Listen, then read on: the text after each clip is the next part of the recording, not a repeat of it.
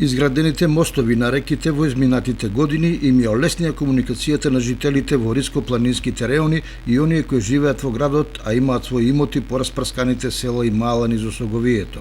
Меѓутоа, мощне важно е одржувањето на планинските патишта, особено поред оштетувањата како последица од поройни дождови и свлечишта. Направивме исто така увид во расчистувањето на пристапните патишта до ридско-планинските предели, каде што работи фирмата Калина Дойл, за овозможување пристап на луѓето кои гравитираат на овој потек до нивните имоти, до нивните домови. Значи, и таму е состојбата задоволителна. Онаму каде што се завршени работите може да се забележи добар напредок, а очекуваме и останатиот дел од овој потек да се расчисти во најбрз можен период.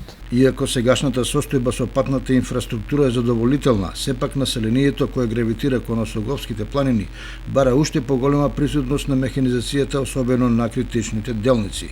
Покрај тоа, потребно е продолжување на асфалтирањето на патиштата за да може во секој период од годината да се стигнува до населените места. Работи за специфичен терен кој бара доста ангажман, бара доста средства. Ке се обидеме како општина да аплицираме кон соодветните фондови и соодветните повици да возможиме пристап до крајните точки на овој предел.